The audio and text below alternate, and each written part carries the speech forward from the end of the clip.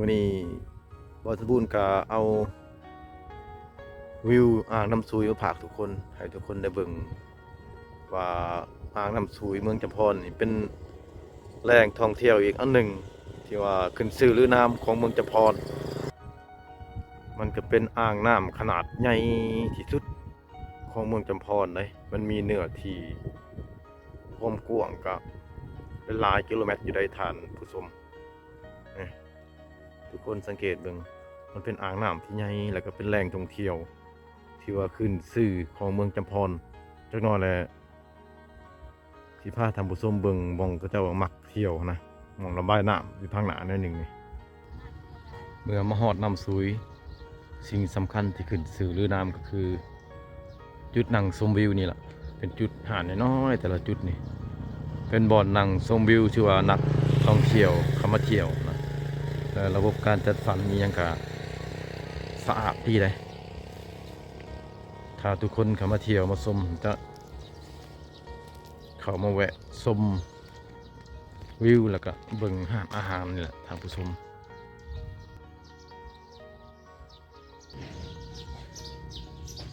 อยู่นี่ฮันจะมีห้านอาหารถือว่าไว้บริการนักท่องเที่ยวเข้ามาเที่ยวมาลิ่นห้านอาหารเรือแพนะถือว่าขึ้นชื่อต้นๆคือกันละห้านอาหารนี่ก็มีหลายห้านอยู่เลย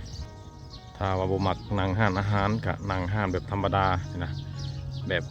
ชาวบ้านขายธรรมดากับจุดนี้เลย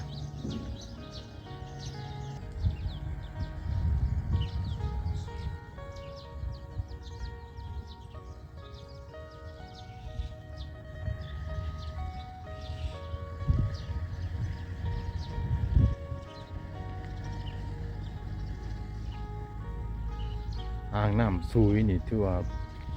เป็นอ่างที่เป็นก่อสร้างขึ้นมากับได้หลายปีแล้วล่ะจะเข้า30 ปีแล้วล่ะเป็นก่อไว้จุดนี้นะถ้าเป็นน้ำล้นนะจุดมองระบายนี่จะเป็นบอนคนมาลิ่นมาเที่ยวมานั่งลิ่นน้ำในช่วงที่ว่าเดือน9 เดือน 10นะเดือน 9 เดือน 10น้ำมันจะล้นในจุดนี้งามเลยท่านผู้ชมเลยนี่น้ำล้นจุดระบายจุดนี้นะขาเมื่อนั้นเพิ่งก็มีการตกแต่งอีกมีหาดอาหารเรือแพแล้วก็มีหูปั่นของพระอีกนะท่านผู้ชมสำหรับความกว้างของอ่างนี่กลัวน้ำคลองท่านผู้ชมเลยประมาณอยู่6 กิโลเมตรผู้ใดน้ำคลองนี่มีแต่ลักปลายตัวบ่ฮอด2 กิโลเมตรความกว้างของน้ำคลองแต่ว่าน้ำซุยนี่กว้างอยู่6 กิโลเมตรเป็นอ่างที่ใหญ่ปูปลากระลาย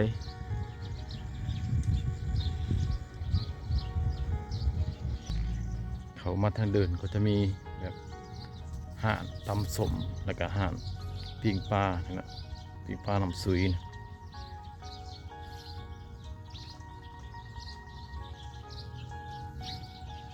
โอ้ปิ้งปลาลดปิ้งเท่าไรปลาลดนี่ปิ้งปลาลด รถหาทุกท่านเลยในซ้ำนี่กำลังหนี แล้วก็มีหอยปังอันนี้เหมือนอาหารขึ้นชื่อของน้ำซุยเนาะโลเท่าไรละหอยนี่เลย60,000 60บ่ขายคู่มือว่าไม่ขาด ขายคู่มือ เบิดคู่มือบ่ บ่หมดกู มียังไข่ห่านวะเนี่ย แม่มีไข่ห่านขายอีกนะ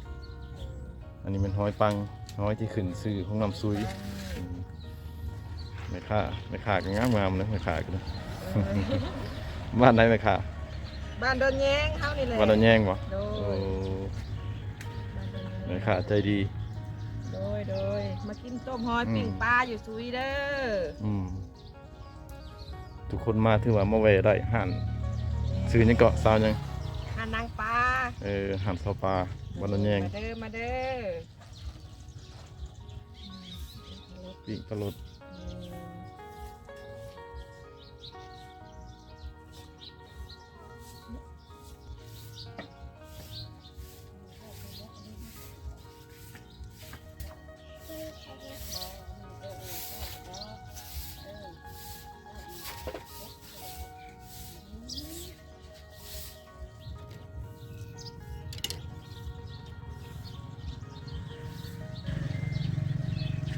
ถ้าว่าทานผู้ชมนะอยากกินอาหารแบบบ้านๆต้มหอยปังแล้วก็มีปิ้งหอยปังหรือว่าปิ้งปลาธรรมชาติเลยท่านผู้ชมบ่แม่นปลาเลี้ยงปลาธรรมชาติล้วนแล้วขึ้นมาจากน้ำซุยนี่นะเพิ่นมาปิ้งขายอันนี้เป็นปิ้งปลากดปิ้งปลารสแล้วก็ปิ้งปลาขาวถ้าว่าจะกินอาหารทะเลก็คือว่าเขานั่งอยู่หาอาหารอยู่หลุมพุ่นท่านผู้ชมจุดนั่นแม่นจุดที่ว่าอาหารทะเลก็จะนำเข้ามาให้แขกมาเที่ยวนั่นแหละเขาไปกินนะท่านผู้ชมอยู่ในอาหารตัวนั้นและมาคาเบื้องนี้ก็มีอาหารแบบบ้านๆเขาคือกันท่านผู้ชมมีอาหารบ้านๆแล้วก็อาหารทะเลคือกันแบบนั้นลงมาทางด้านหลังทางเบื้องหลุมพระเจ้าก็ทำการผลิตเห็ดนาแซงนะท่านผู้ชม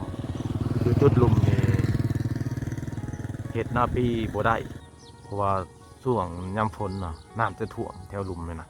จะเห็ดได้แต่นาแซงเพราะว่ายามนั้นน้ำล้นเขตนี่หลายในท่านผู้ชมนะอย่างนั้นแหละการทำการผลิตก็จึงได้เห็ดแต่เห็ดนาอะไรแต่เราดูเดียวเห็ดได้แต่ยามแรกนี่แหละท่านผู้ชม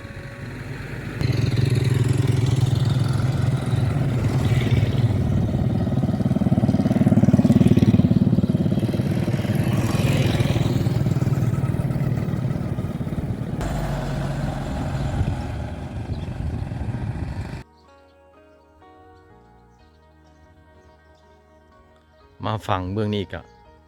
มีอาหารถือว่ามีตูบหน่อยหลายไว้คอยบริการว่าจะเป็นเครื่องดื่มแบบ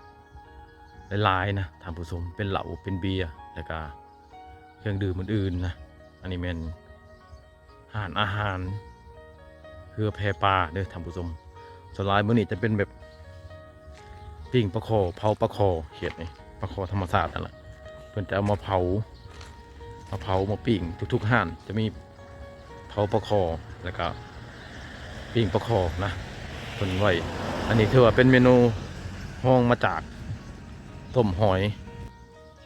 แต่ว่าช่วงนี้ยังเศร้าอยู่ท่านผู้ชมบ่สมบูรณ์เข้ามายัง7 โมง 8 โมงเพราะว่าแขกยังบ่ทันมาลินเป็นตอนแรงหรือว่าอากาศร้อนคนมักมาช่วงนี้อากาศมันก็บ่ค่อยร้อนนะผู้ท่านผู้ชมอากาศมันหนาวอันนี้เป็นจุดนั่งชมวิวเป็นห้านอาหาร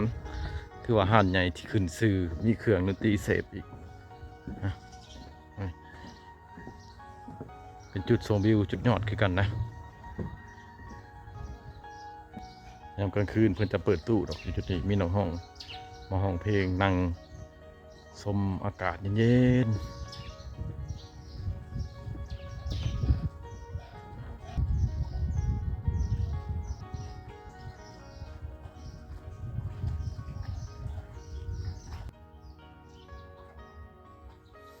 ตูบแต่ละตูบนี่ก็ค่าจ้องกับบริแพงนะท่านผู้ชมเจ้าของห้างเพิ่นมีเพียงแต่50,000 กีบจองตูบหนังนะในมือหนึ่งนะ50,000 กีบส่วนว่าเครื่องดื่มก็แล้วแต่ทุกคนมักนะมักอาหารทะเลหรือมักอาหารแบบบ้านๆก็มีเบิดนะท่านผู้ชมเอาสำหรับคลิปนี้แหละบอสบุญก็ฝากไว้เท่านี้ถือว่านำเอาแรงท่องเที่ยวนำซุย